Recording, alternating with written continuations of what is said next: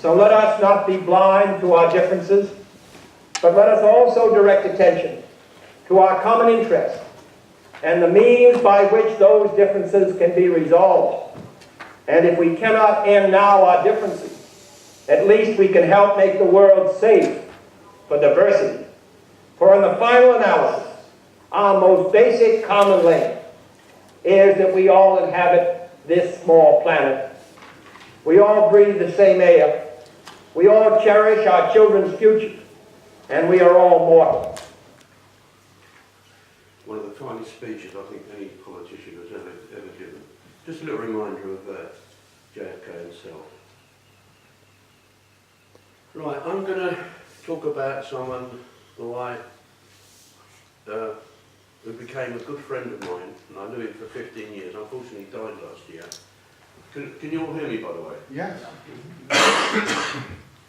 This is pretty much his personal story. I don't have any sort of smoking guns or any revelations to offer you today, but really it's just a record of his personal quest to try and get an historical accuracy, because as it will unfold, you'll find out, if you don't already know, what Harold Rydberg did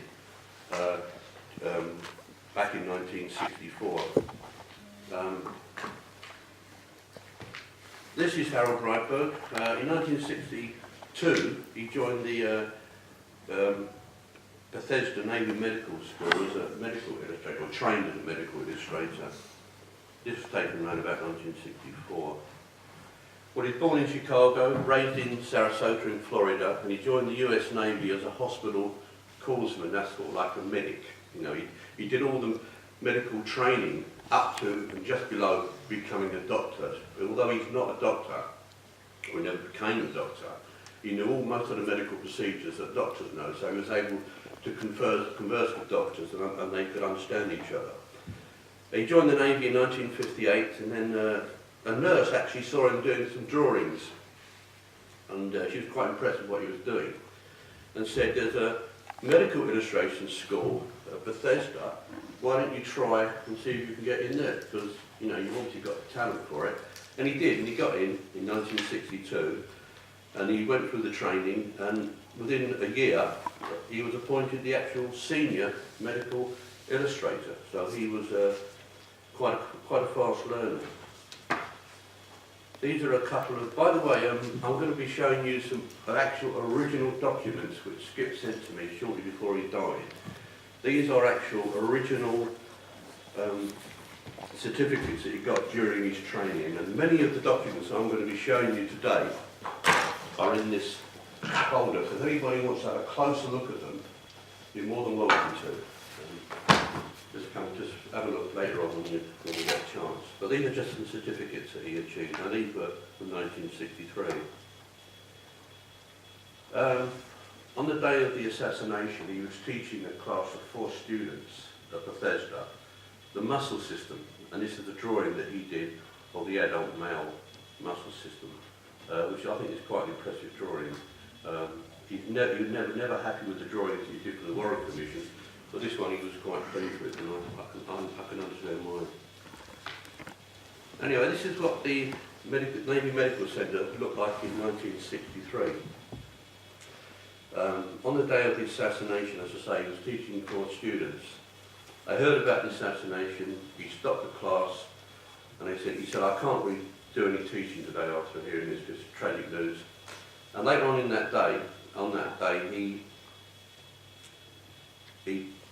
and all the enlisted men were ordered to put their ceremonial uniforms on, what they call the dress blues, and they all lined up. That you can't really see it in that people. That is an actual semicircular drive that goes around the front of Bethesda, and he was standing just on the right, probably just outside the picture, when the entourage and the motorcade come from Andrews Air Force Base with Jackie Kennedy, Bobby, and all the others, with apparently the coffin with Kennedy in it, but that's debatable anyway. And he actually saw the coffin arrive, and he saw the entourage get out the front of the hospital, which is where those cars are, just below the tall building. And the actual ambulance that the coffin was supposed to be in stood outside the front for about 10 minutes before it was driven around the back. Now, many of you probably know that one of the autopsy technicians, the X-ray technicians, had already taken X-rays of Kennedy's body when he witnessed the arrival of Jackie Kennedy and Bobby Kennedy, which is another mystery. But I'm not going to go into that now. I'm going to concentrate on Skip Rydberg's experience, because he wasn't at the autopsy, so he doesn't have personal experience. Right, this is Captain John Stover. He's the commanding officer of the Navy Medical School. On March the 13th, 1964, Rydberg was called into his office because he was needed to assist Humes and Boswell in their upcoming testimony before the Warren Commission. They needed medical illustrations to illustrate their testimony before the Commission, because they weren't allowed to use the photographs or the X-rays, and they had to show the Commission members something that they could look at and describe what they did during the autopsy. Well, he put him under secret orders, and this is the document that he had to sign. And he says, at the top he says, "You're hereby assigned special duty of a nature which you will require your utmost attention to the duties to be described to you. And you mustn't talk about it except amongst these four people, that was Stover, Hughes, Boswell and Flint, the autopsy surgeons. And if you do, you're liable to court-martial." So basically, this was a threat. They were threatening the court-martial if he talked about what he did on that weekend. Now, he had to have a cover story, in case anybody asked him what he was doing that weekend. And now, this was his cover story. A nuclear submarine sank in 1963 in April off the coast of Boston, and that was his cover story, that he was working on diagrams and so on to help in the recovery of that particular submarine. These are the three autopsy surgeons. The two on the left, Boswell and James, they were actually stationed at the medical centre. And the guy on the right, Lieutenant Colonel Pierre Fink, he came from the Walter Reed Hospital. He was a ballistics expert, the only one that had any real forensic pathological experience. The other guys were basically administrators. You know, they had a bit of forensic pathology study during their career, but he was the only one that really knew anything about forensic pathology, which you're looking for, you know, in a legal case, essentially. But it was Humes. Humes was in charge of the autopsy, and Fink didn't arrive until about 8:30 that evening anyway. The autopsy was well underway, so he basically just sort of was there just to assist Humes. Humes was in charge, and Boswell was assisting Humes as well. Anyway, these are the drawings that Skip did that weekend. Now they were published in the Warren Commission, 26 volume 16, I believe, in black and white, in monochrome. They're not very good reproductions, but they were actually done in watercolour. So this is how they actually looked when he did them back in '64. Now I remember Skip told me that on the Monday morning, just before they would get taken to where they were going to be shown to the commission members, they were stood around in an office against the wall, and Humes, Boswell, Stover and Rydberg were all standing looking at these drawings, and I think it was Humes, he looked at these and he said, "Yeah, I think we can get by with these," you know, which was quite a telling statement, I think. But there's problems with these illustrations. Now you have to remember, this is back in 1964, I know that the Warren Report was published in September of '64.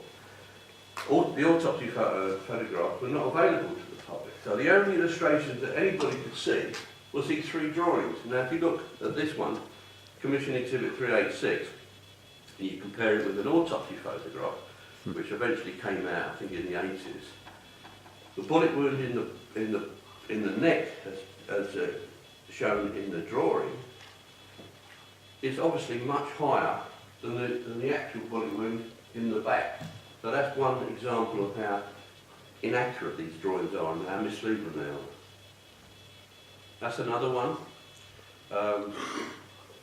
Skip's drawing shows Kennedy's head tilted quite, dramatically forward to give the impression that the bullet came from the 6th floor depository. But if you look at the Zapruder film frame, the one just before the headshot, and match Skip's drawing with the Zapruder frame, you can see it couldn't possibly have come from the book depository.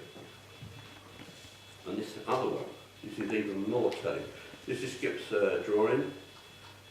And this one was done by a medical illustrator called Ida Docks. This is exhibit JFK 65 for the House Select Committee on Assassinations in 78. And you can see she has placed the wounds much higher than the original drawing that Rydberg did. So they both can't be right. So it's another example of how misleading these drawings are. Right, it's something, I was reading this again quite recently, and the full impact of what you're going to read now didn't really hit me until then, and it's actually an amazing statement to make. This was a memo that Arnold Spector wrote to J.D. Rankin, who was the chief lawyer for the Warren Commission, in 1964, April the 30th, 1964. The Commission should determine with certainty that there are no major variations between the films and the artist's drawings, Skip's drawings. These Commission exhibits were made from the recollections of the autopsy surgeons. Basically, they told him what to draw. He had he wasn't at the autopsy, he didn't have any photograph, it was literally verbal instructions. But then he makes this really incredible statement when you consider that the photograph and the true nature of the wound didn't come out until many years later. He was a very astute man. He knew there was going to be something wrong, because he said in the same memo, someday someone may compare the films with the artist's drawings and find a significant error which might substantially affect the essential testimony and the Commission's conclusions. I think that's an incredible statement, because that's exactly what's happening. People do question these drawings. Then he goes on to say, I suggest that the Commission transmits to the Attorney General, which was Bobby Kennedy, its reasons for wanting the films. They wanted them for the sole purpose of corroborating or correcting the drawings, with the film not to become part of the Commission's records. So, and the inspector asked Humes, he's asking Humes during his testimony, would it be helpful to the artist in redefining the drawings if that should become necessary to have available to him the photographs or x-rays of the present? And Humes replies, if it were necessary to have them absolutely true to scale. If it was necessary to have them true to scale, this was probably the autopsy of the century. It was absolutely crucial, vital to have them true to scale. I think it would be virtually impossible for him to do this without the photographs.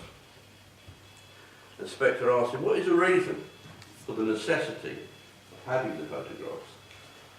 And I've read this, I can't make it head nor tail, you can read this. If you can understand this, you're a better person than I, basically. But the important part is the last part of his reply. I cannot transmit completely to the illustrator where the wounds were situated. And why did they use these drawings? Even Humes himself, Spector, they knew they were worthless. But even knowing that they're worthless, and knowing that when the photographs were eventually going to come out, sooner or later, it would question the Commission's conclusion, and yet they still used them, which was a part of a glowing example of the cover-up that the Warren Commission was actually. These are three drawings that Rydberg drew in 1977. He donated to the 6th floor museum. He drew these based on his own personal research. He never did see the photographs, never saw the x-rays, And even he doubts whether these are actually accurate as well. So, but you know, these were something he did later on. By the way, he donated these to the Sixth Floor Museum, as I say, in 1989, and many years later we asked if he could have them back. And what the Sixth Floor Museum said, well, you had to sign a document stating that you give over all rights to this donation.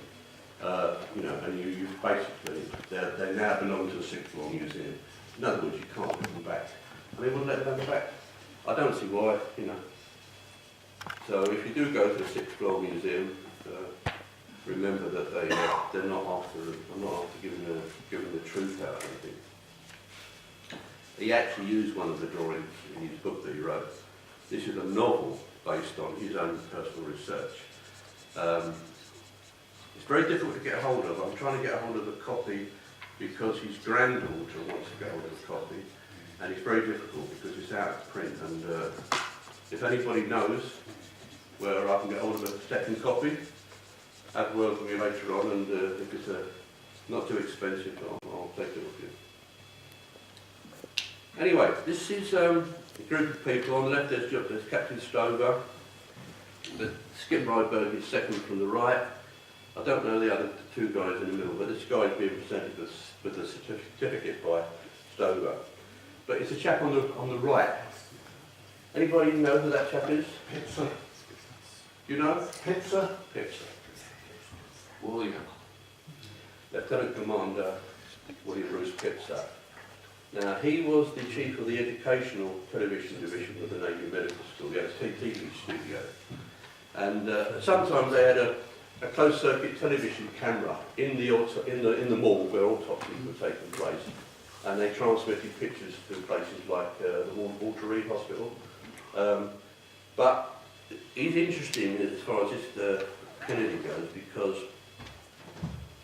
this guy, Dennis David, who was a Navy corpsman at Bethesda, on the 22nd he was chief of the day. He was like sort of an administrator. He looked after security for the hospital after hours. And the officer of the day, because they always had to have an officer who was in charge of everybody, and that happened to be Boswell. Now, Dennis David went into Pitt's studio a few days after the assassination and saw Pitzer with a movie editing machine. And it was a movie film, according to David, of the autopsy. And he also has the slides of the autopsy. Now, this film was never surfaced. And what was interesting about this case is that Pitzer himself apparently committed suicide in October 1966, just before he was due to leave the Navy and take up a job in a television studio, where he was about to help make a documentary on his knowledge of the JFK assassination. So this is just one of those intriguing stories, and it may never be resolved because the film is gone and Pitzer is gone and Dennis David is also no longer with him, unfortunately. This is just a picture of Skip in his office in 1963. That's not where he did his drawings, that's just like his desk. Right, this is a picture of Skip getting a letter of commendation a couple of weeks after he did the drawings from Stover. And this is a scan of the actual letter. As I said earlier, you can all have a look, and that's the actual letter that you can see on the screen. There's many of the other slides I'm going to show you, which you can have a look at, but that's the original letter, complete with, I don't know, coffee stains or whatever they are. But the interesting part is the second paragraph. And I've highlighted the thing I want to point out. In this letter he says, the illustrations thus produced most accurately depicted the situation required and immeasurably assisted the medical presentation. What the situation required was, I'll leave you to come to a conclusion about that. This is Skip and three other guys who received an award of Outstanding Young Men of America, which was in 1967. Right. This is from the sort of in-house newspaper that they published at the hospital,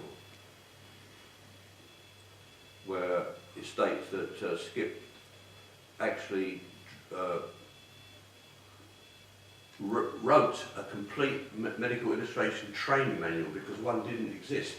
He wrote a 600-page manual with 200 of his drawings, and this is like sort of the standard training manual. It took him 4 years to do, and he completed it in 1967. This is Skip in his office again. This is around about 67, 68, and that's one of his students on the left there. Now she's interesting because she was the first Waves medical illustration student at school. Remember, this is mid-60s, so for women to get, it took a long time after that before women became,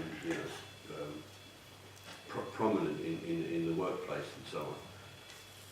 WAVE actually stands for Women Accepted for Volunteer Emergency Service, which is like the American equivalent of the RENS, the Women's Royal Navy Service. Right, this was an article that was in the Navy Medical News about Rydberg, and it's really about two of his students. That's D. Bolshiglio again, and another student, Lee Wask. This was taken photographed in 1968. Now Lee Wask is interesting because he did a drawing, which I've never seen before, of the morgue of Bethesda. They drew this in 1968, so it may have changed slightly from the autopsy, what it was like during the autopsy of Kennedy. But you can see the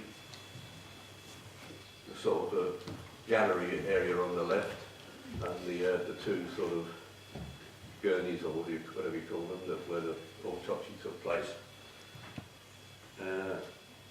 Paul O'Connor, who was at the autopsy, did this drawing in 1992, and it shows you how where the coffin came in on the left, and it was a shipping casket, not the ornate casket that was actually Kennedy was put in and taken on board Air Force One. It was a grey metal box, and it was placed against the one with the autopsy table on the right, and that's where the autopsy was performed, and the actual embalming took place on the other table. This is a drawing that Rydberg did in 2003. Now he wasn't at the autopsy, so he just drew this from memory. So he places Hume's thing on at least he had the correct table where the autopsy actually took place. Right, in 1968, Skip was due to leave the Navy, and he wanted letters of recommendation from Boswell and Humes. He wrote this letter to Boswell and an identical letter to Humes asking for recommendations.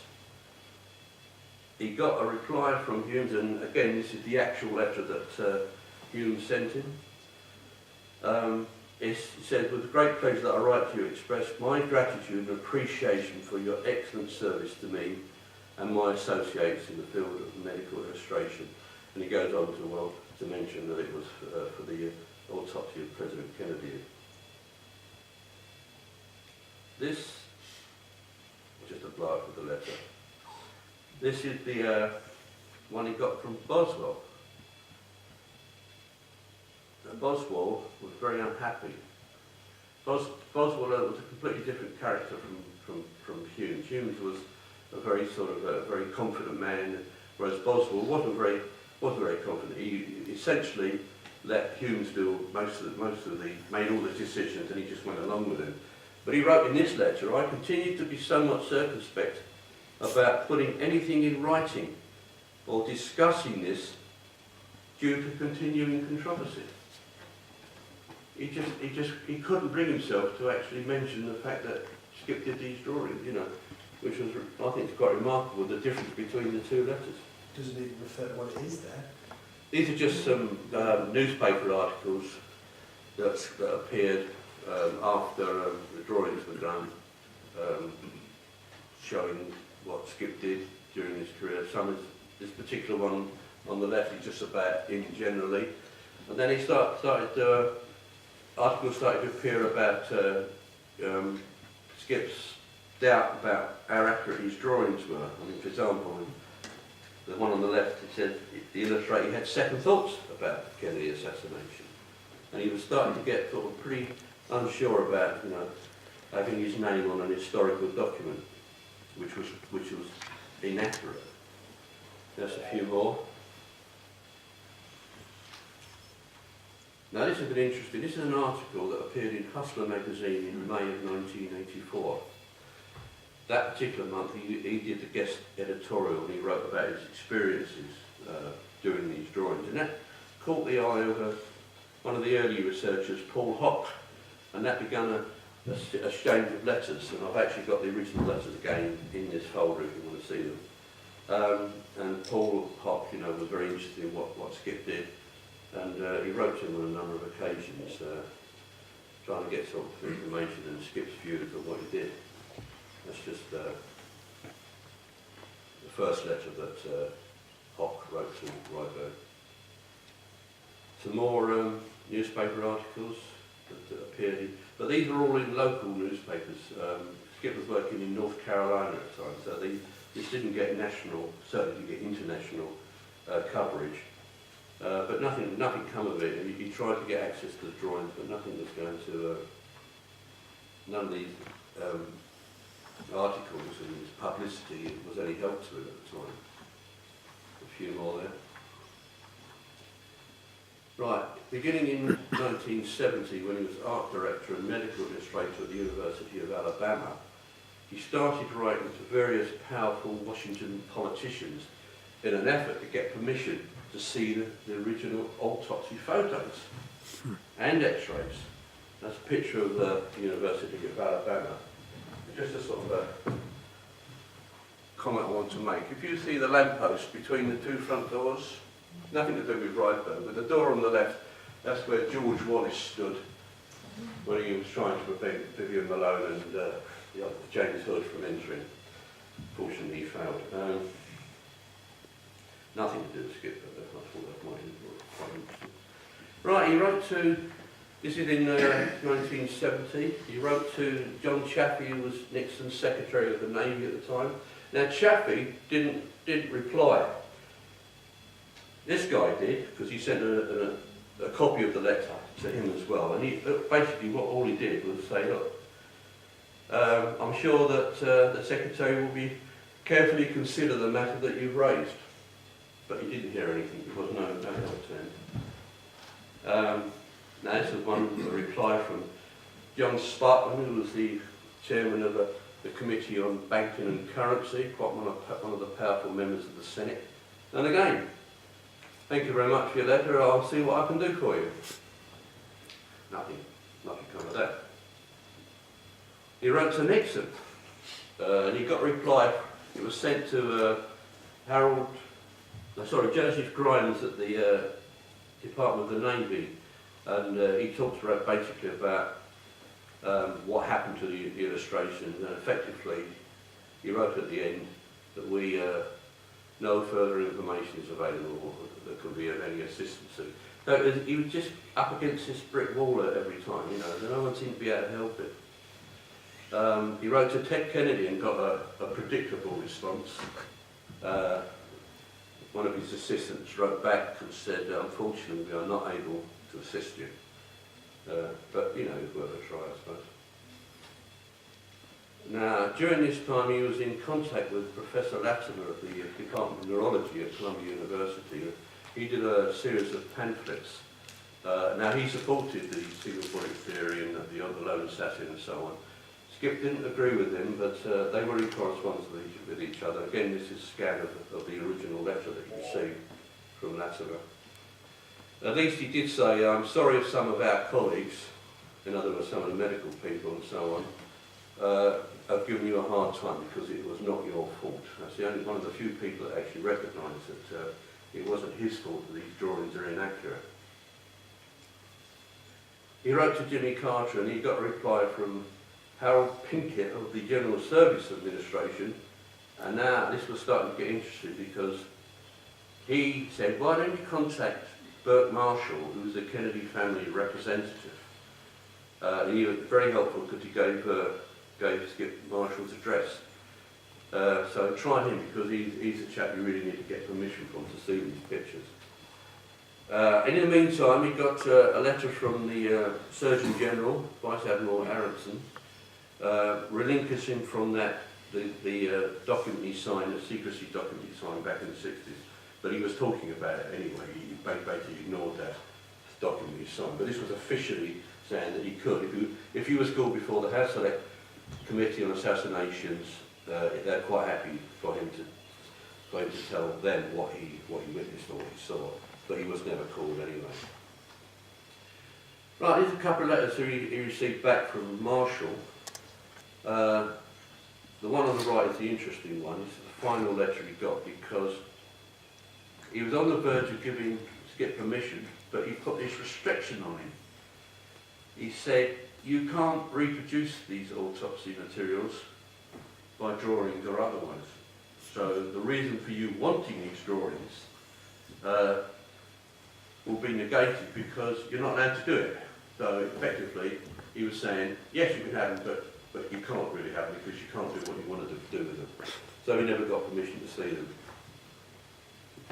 He wrote to Gerardo Rivera in 1980. Now, you remember, he was the guy on whose TV show the Zapruder film was shown in 1975.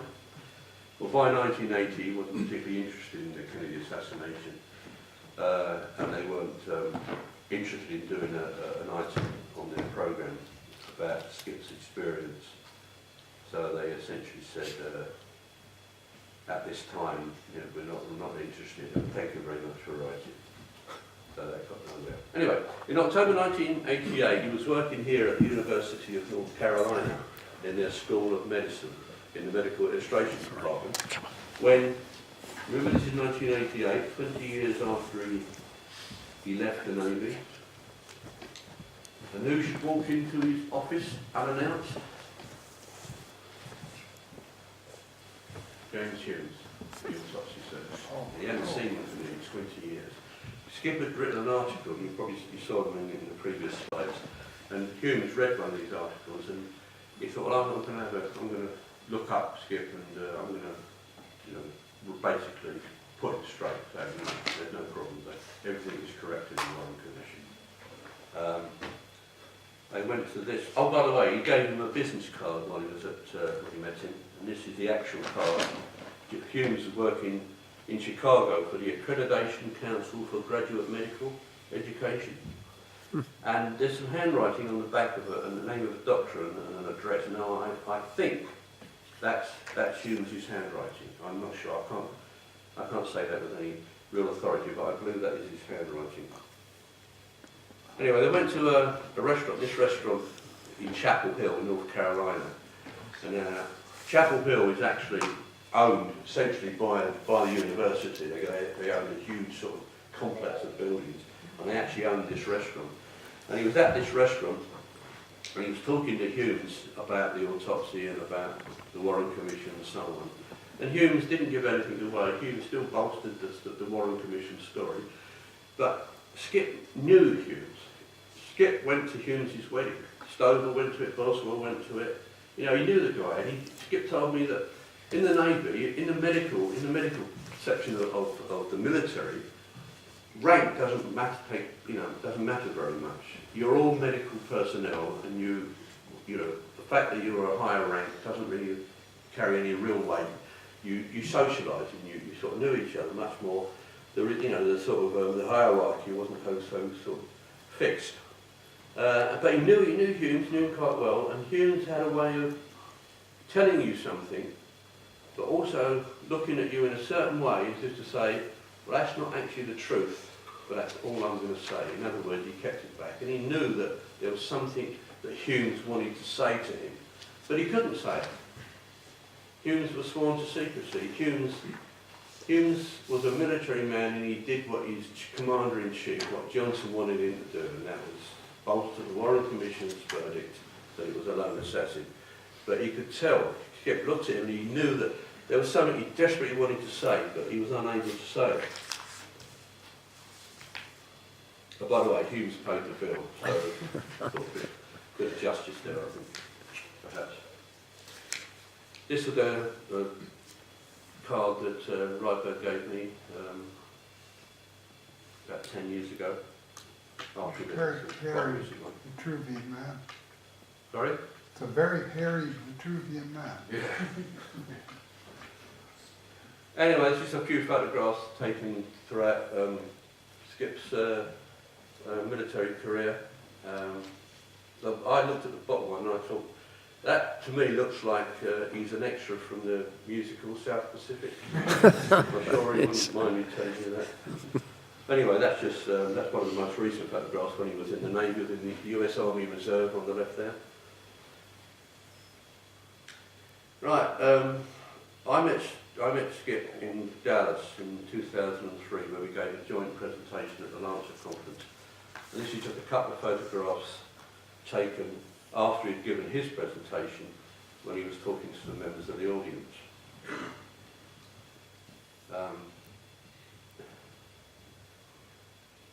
But although he was 63 at the time, he was always learning, you know, and he was graduated in October 2004 and got his master's degree in forensic pathology, which I think is amazing. You know, the guy was just sort of, his thirst for knowledge was incredible. That was quite a recent, that was in 2006. Again, it was a local newspaper in Bennington, Florida, written by George McGinn. If you do a Google for George McGinn and Skip Rydberg, you can actually read this article online.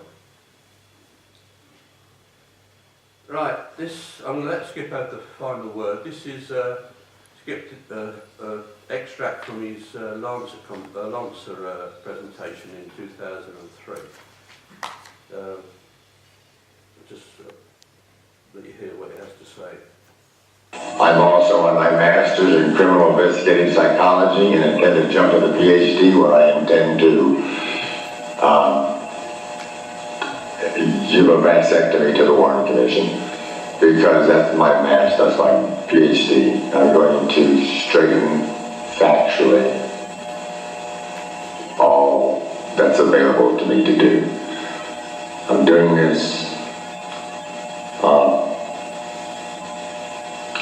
because of my name being on part of history that's not accurate, and having communities to try to straighten it out. And for my 3 children,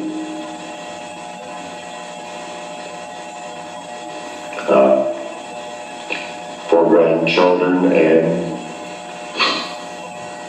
the world. So let's go. Clearly he was still very, very emotional about having this document that with his name on it that he wanted corrected. He never managed to do it, unfortunately, because he died in July last year. And shortly before he died, he sent me, as I say, these documents. He sent me a huge box that weighed about 20 pounds, sent it through the post, full of his entire research documents. And he sent me these, and I was very, very pleased to get them. But now I realise why he sent me them. He wanted me to be the custodian of his work because he knew he was dying. Now, I received these about May, it was May last year, and I'm honoured and privileged to be the custodian. Okay, that's it. Has anybody got any questions?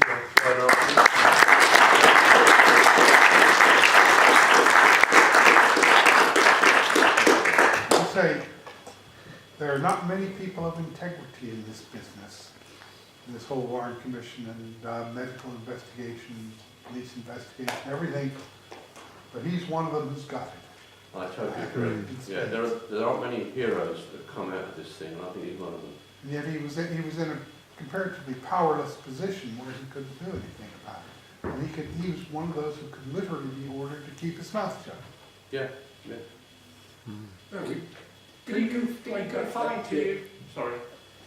Can you play back that bit where you, someday someone may compare the films with the artist's drawing? Can you put that back on so I can get the full First, quote? one of the first slides.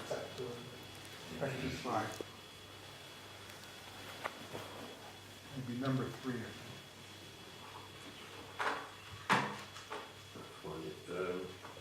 Scroll on the left.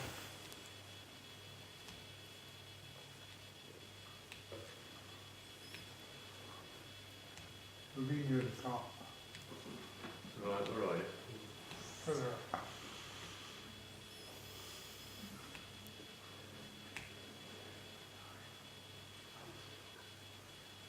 Yeah, Right. that's the one. Not that one. No, It's, so it's above It's this. the one above, I think, just slightly. No, 2 above, yeah. Yeah, okay, hold on. Substantially.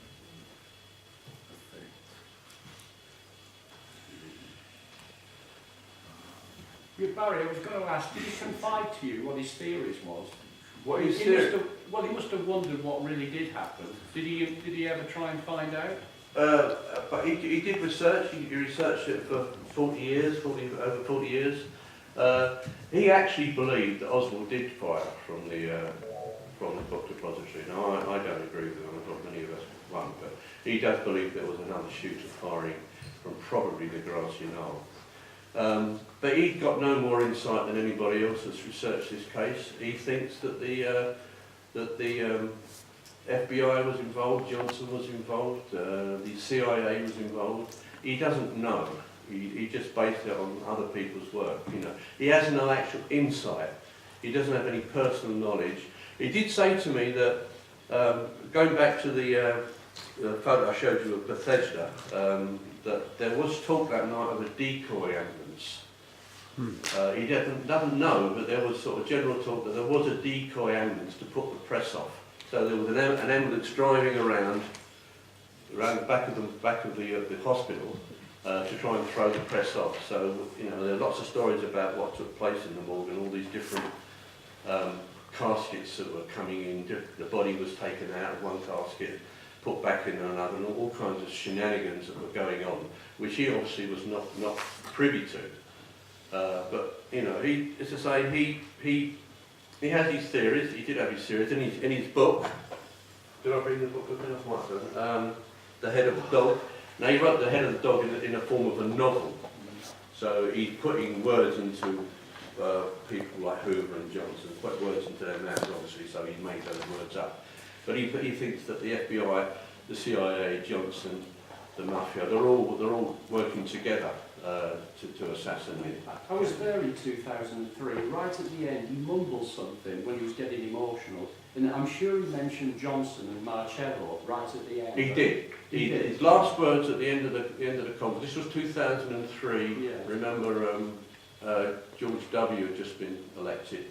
He said, I think the words he said, one man killed for it and another man stole it. Basically, he believed Johnson killed to get the presidency, Yeah. and he believed that Bush stole the election, basically, the dispute over the votes of the Yeah, Florida. those are completely separate issues.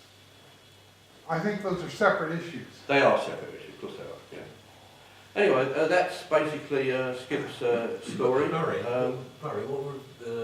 was Skip's Sorry, could you speak up? Skip's views on Ida Docks?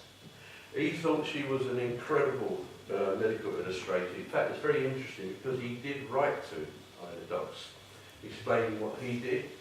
He wrote a glowing letter, which I don't think I've got that particular letter here, but he wrote a letter to her saying that he was very impressed by her work for the Select Committee, and he wanted to know what her views were, and he wanted to know why she was chosen and what she thought about it. But I don't think she replied to him. In fact, I actually wrote to Ida Docks 2005, I think. I sent her a copy of the journal, of the original article I wrote about Skip Rydberg, explaining why I wanted to talk to her. I sent that to her, and I managed to get her on the phone. Which You were lucky. Yeah, I got her on the phone, but that was all I did. I told her I told her, did you get my letter? Did you get the magazine, the journal I sent? And she said, yes. I said, are you prepared to talk to me about what you did? And she said, no. No, a friend of mine doorstepped her, and Oh, right. yeah, and the answer was, "We do not speak of these things.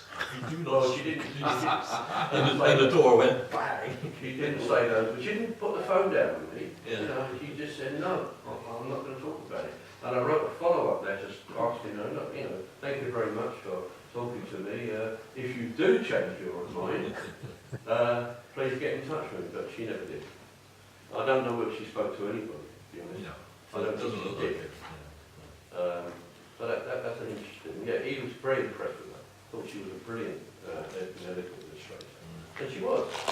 But it would be interesting to know whether what restrictions were put on her when she did her drawing. Because she apparently she was given a few photographs which were basically tracings. They were published by the House Select Committee as being exact renditions of the photographs. Well, why didn't they publish the photographs? Yeah, exactly. If they're exactly the same as the photographs. You know, it's like a sort of you know, we can't do it, you know, we've got to keep these things hidden. So, anyway, that's basically it. But before I go, I want to do something else. It'll only take me a couple of minutes, and I've got to find it now. Since 2013, I've been doing tributes to Kennedy here and here in Canterbury and also in London. Well, I'm not going to do a long-winded one today. I'm going to let JFK speak for himself, actually. I managed to get hold of the 3-volume edition of the public papers of John F. Kennedy. And I was reading in volume 3 for 1963, and I came across a transcript of some remarks he made in April 10th actually, in 1963. There was a group of foreign economics students visiting the United States to study American business practices. And he welcomed them to the White House, and he gave them, talked to them, gave a few remarks in the Rose Garden, and it was the concluding remarks that I read that really made me sit up, and I found them to be very, very poignant, considering what happened a few months later. So I'm going to let you read and listen to Kennedy say the last remarks. So we're very glad to have you here. I'm confident I'm talking to a number of future prime ministers, presidents, and others. And I just want you to know that when you visit in that role, decade hence, and the Kennedys are long gone, that I'm sure you'll be equally welcome. Thank you. I don't think I can add anything to that. Thank you all very much. Thank you.